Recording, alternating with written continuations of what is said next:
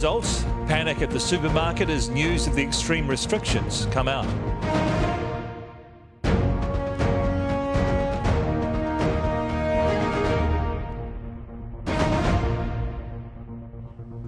Kia ora, good evening. And if you're just joining us, brace for level 4. The Prime Minister put the country at level 3 at lunchtime and warning the full lockdown of level 4 will be firmly in place by Wednesday, and that's for the next 4 weeks. By then, all schools must be closed. Many already have. And yes, that includes for the children of essential worker families. They have just 48 hours grace. Then they're in lockdown like the rest of us. Bars, cinemas, you name it, all public venues closed nationwide and transport severely limited. The trigger was community transmission of the virus. The Health Ministry now accepts that it is happening.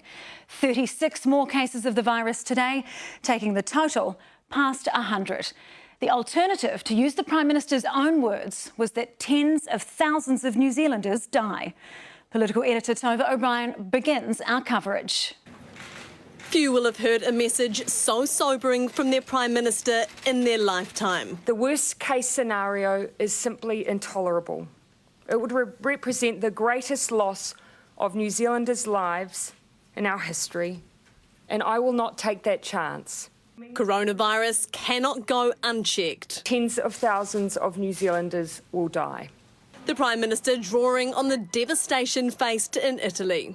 We currently have 102 cases, but so did Italy once.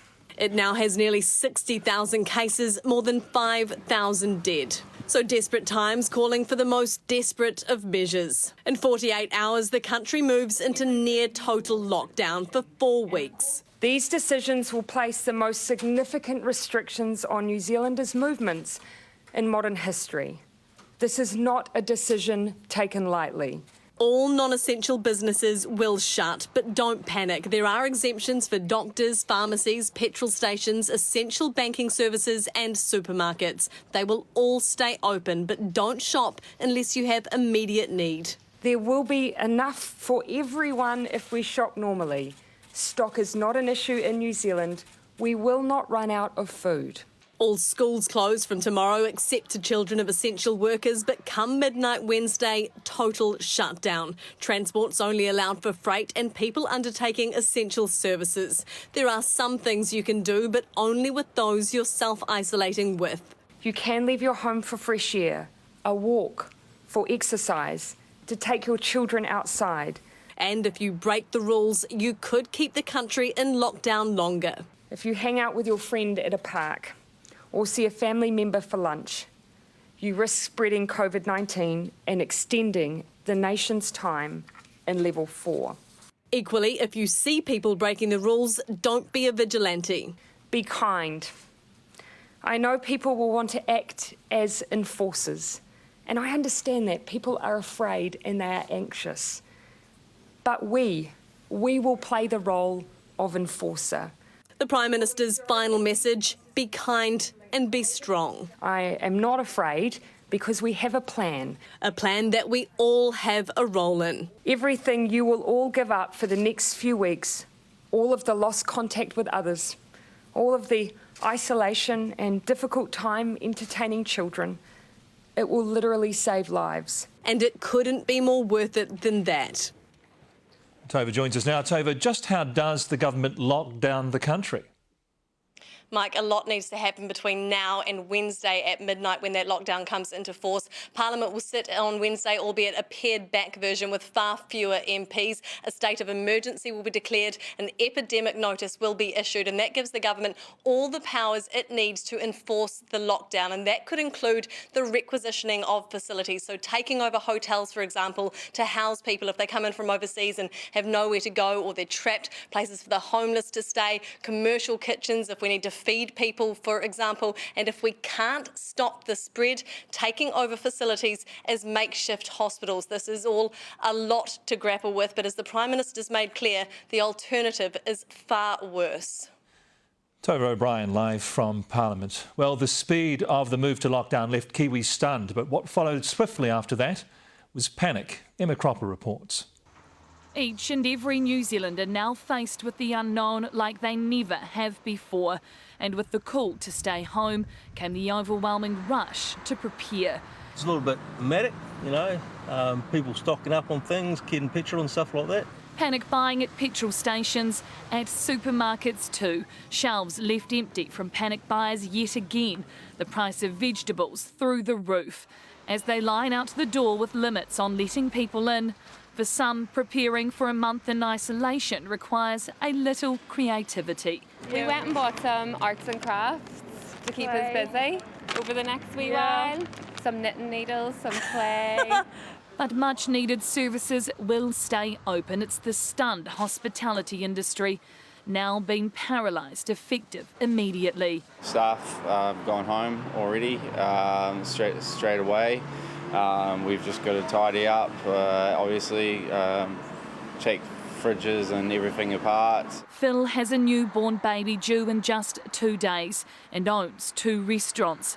The streets surrounding them now turning to ghost towns in New Zealand's biggest city. It's a disaster, but look, we're in this together. And he's not alone. Kind of, it is shocking. Like it's this feeling of sort of anxiety, a little bit of worry. Christchurch's Liam Armstrong summing up the feeling for most. It's just weird is the best way to describe it. Like, confused, I guess, but I'm sure everything will suss itself out. Every New Zealander being asked to unite in a way that will mean some not seeing each other for weeks, maybe months. Well, Emma, you were out and about in Auckland when this news broke. What was the feeling on the street when people heard? Mike, there was this sudden change in the mood. Everyone basically stopped in their tracks, crowding around iPhones to watch the Prime Minister's announcement. And then what followed was chaos, almost confusion. People thought they had to go to the petrol stations, thought they had to go to the supermarkets to stock up. And phone lines, they were so congested, people calling to check in on their loved ones. But everyone will be pleased to know that tonight there is a sense of calm out here on the streets. The supermarkets are a lot quieter here tonight, and everyone is now preparing to enter their first night under these unprecedented restrictions. Emma, thank you. Well, one of the first things most parents are going to be asking about is schools. So let's try to answer that question for you. All schools will close from tomorrow. However, the children of essential services workers, such as nursing and medical staff, ambulance drivers and police, are exempt for 48 hours. That's to give their parents time to make arrangements. But by midnight Wednesday, all schools, universities, childcare, all of it will be closed. School holidays start tomorrow and continue until at least the end of April.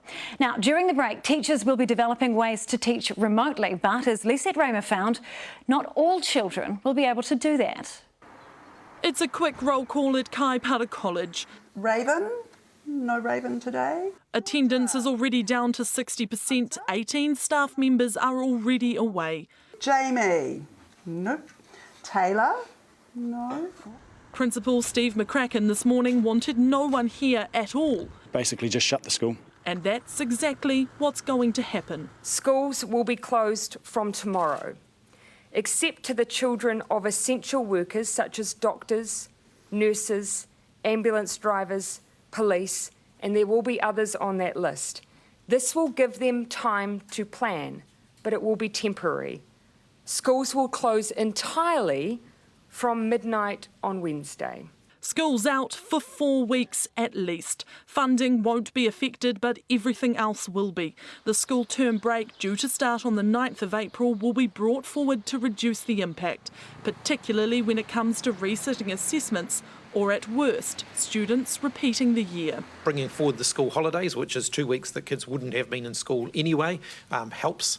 And then obviously we can, depending on how long kids are away from school for, how much distance learning can be done, then we can reassess things as the year progresses. Work is already underway to establish that distance learning, but 20% of students may be disadvantaged because they are not equipped to learn from home. A number of schools can start online learning fairly quickly. Their kids have devices, the families have broadband at home, they've got the platforms to deliver online learning relatively easily. We've had a lot of offers from those schools that have that capability, who are offering to collaborate and share with the schools that don't. That's a really positive development. The Teachers' Council was calling for schools to be closed, so today's decision was welcomed.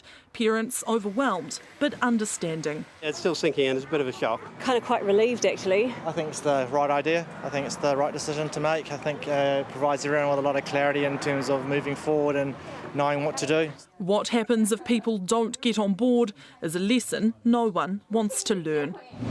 They said aside from emergency workers, who else can send their children to school tomorrow?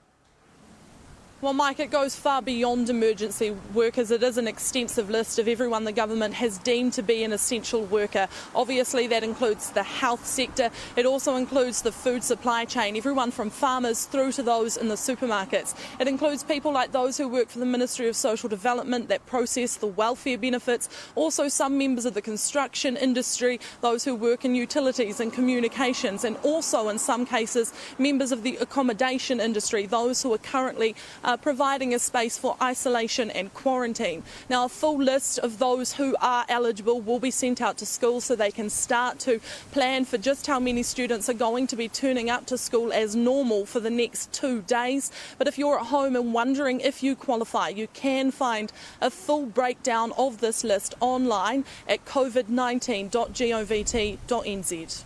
Lisa, thank you. One of the reasons level 4's coming in is because too many people were ignoring level 2 anyway. So how can they be made to toe the line now?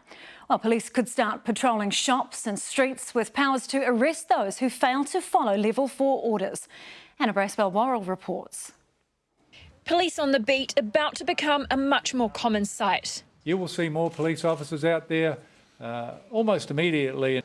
A warning from those leading the government response: those flouting the lockdown rules will face consequences. We don't want to get to a place where we have to enforce these restrictions, but we will if required. It's not just police, they're working closely with the Defence Force as well.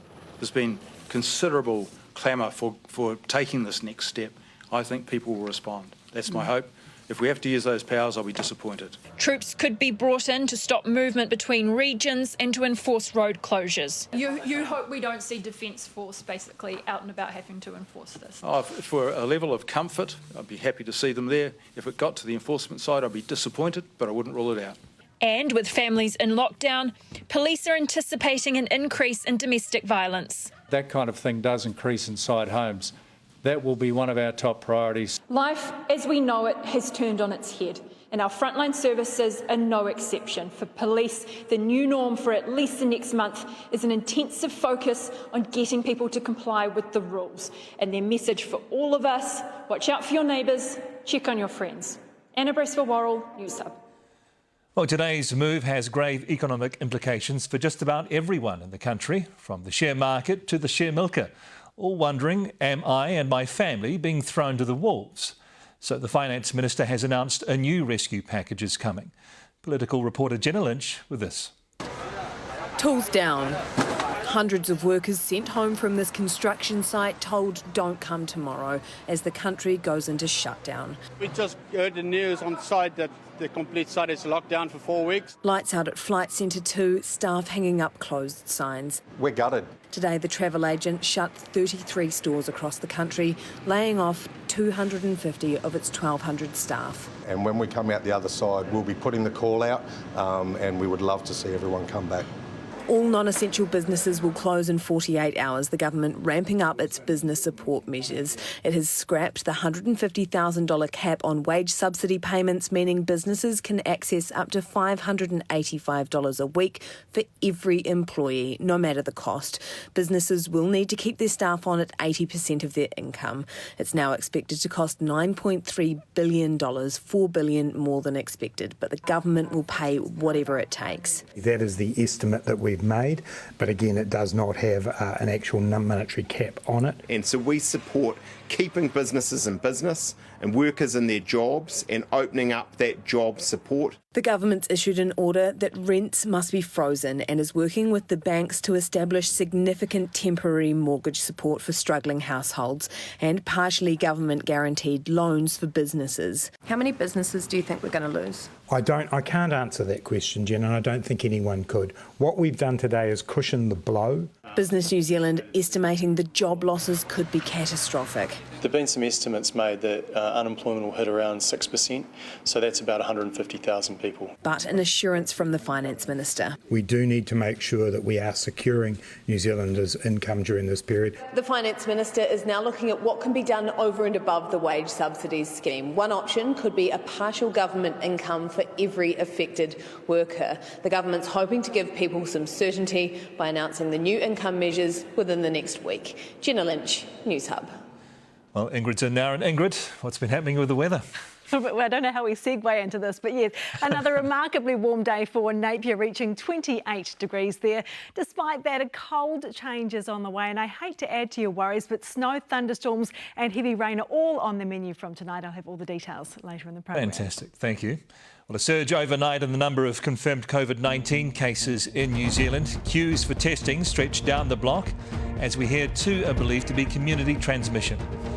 Why the Health Ministry is being criticised for their advice to a teenager who has contracted the virus. And Healthline is inundated. Kiwis worried they have the virus say they're waiting hours to get through. Welcome back. Let's just recap what's happened today. The country's going into lockdown. We've already moved to level 3 and we're going to level 4 almost immediately. By Wednesday night, we'll be there. All schools will be closed, all public venues too, and transport limited only to essential workers. And that's for the foreseeable future. But now let's look at why. What made the Cabinet decide this had to happen now? In short, what triggered it was the realisation that community transmission of the virus is now happening. Tom McRae reports. This is why we're going to level 4. Despite being urged all weekend to distance ourselves from others, even this morning, many were ignoring those warnings. Community transmission, where the virus moves uncontrolled from person to person, is our greatest concern. The important thing, of course, is that we find these cases, we isolate them, we identify close contacts, and we isolate those people too. So far, there are 2, one in Auckland and the other in Carterton, and tracing those is the Health Ministry's top priority. Today, the number of cases rose by 36 to 102, with by far the most cases in Auckland. I would expect that we will continue to see more cases each day. Testing has ramped up. 1,200 done in the past 24 hours, 7,400 in total. Remote testing stations saw a massive influx of people. This morning at Auckland St Luke's, cars were lined up right down the street. Getting people off streets is what level 4 does. Stay away unless you've already spoken to your GP or Healthline and been told to go. It is not a place you go where you say, I feel like I need a test, that you will be asked very clearly about your history, and we want to reserve the testing for people who need it. People still trying to return from overseas or those who aren't following self-isolating rules correctly could now be forced into quarantine, like we saw for those who were flown out of Wuhan in China and taken to Defence Force facilities in Whangaparoa. And our hospitals are gearing up for a possible influx of patients. Overseas, the sheer number of cases have inundated health services. Ventilators are essential to keep those worst affected alive. We have around 180 ICU beds as it is fully staffed, and the ability to at least, with our current ventilator capacity, treble that immediately. Janine Crossan is being treated in North Shore Hospital after testing positive. She has a simple plea for people to take this seriously. It hasn't even started for them yet. It is going to go crazy from here. So thank you for my wonderful care. It is up to every New Zealander now to do their part. If not, there quite simply will be deadly consequences. And Tom, today our first rest home resident has tested positive. What more can you tell us? Yeah, a male resident at the Atawhai Assisi rest home on the outskirts of Hamilton tested positive. His daughter visited him from Australia not knowing that she had coronavirus. It was only when she got back to Australia that she tested positive. So the whole facility has now been put into lockdown. 27 staff have been sent home to self-isolate, and 4 other residents who were close contacts of him, who dined with him regularly, are also self-isolating. What we do know so far is that everyone is in good health. What we also know that with coronavirus is that it affects the elderly. As we've seen from overseas cases in the United States and in Italy especially, that when coronavirus gets into rest homes, the death toll in those countries has soared. Clearly, that is the last thing that anyone wants to see here, and that is why the message has been so clear today. Really simple. Stay home. If you do, you will save lives. Tom McRae in Ponsonby. There's criticism tonight of the advice being given to possible COVID-19 cases. An Auckland teenager was told twice by health officials he didn't need to self-isolate, even though his boss was positive. But he remained worried. He got a test and eventually found out he was positive. Here's Investigations reporter Michael Morrow. We've decided not to identify this 18-year-old, but he's a former student of Pakuranga College who remains mates with many current pupils. On Sunday, he was confirmed to have COVID-19. The school's principal is appalled at how the Health Ministry has handled his case. The amount of anxiety and tension it's causing is terrible. I am very disappointed. The teenager had been in contact with a confirmed case, his employer, but the Health Ministry told the teen he was just a casual contact, that you are unlikely to get infected and you do not need to go into isolation. I think he was given the best advice that was available at the time. That was obviously a mistake. If the Ministry of Health had been a little more proactive then and actually put the possible contacts into isolation, we would have had our kids in isolation and it would have protected a large number of young people out in our community. Assuming he was okay, the teenager socialised with friends, sharing a vape pen at Cockle Bay last week. Even though he was told he was low risk and didn't need a test, he decided to get one to be safe. His results came back yesterday. He's positive. 9 other students from the college have since been taken to get tested. But the principal says many more will now require a test. He says there were 2 gatherings over the past week, a farewell on Wednesday and a party on Saturday night where transmission could have occurred. I have parents really worried. Lots of students out being tested now. We just don't know how widespread it is. Catherine Kelly, who's in self-isolation, hosts an international student who attends Pakuranga College. Her student and 5 others went to the party on Saturday night, a 21st, with 60 others. All had recent contact with the teen who's gone positive. We haven't been given the right information and it's just creating such a massive uncertainty for everybody. And that uncertainty has left the school and parents taking on the role of contacting people who may be affected. Michael Morrow, News Hub. People who are worried they have COVID-19, so they are waiting hours to get through to Healthline. But the government says it's working on it. Health correspondent Lucy Warhurst reports. It's all hands on deck or on the phone, but Healthline is still struggling to keep up with demand.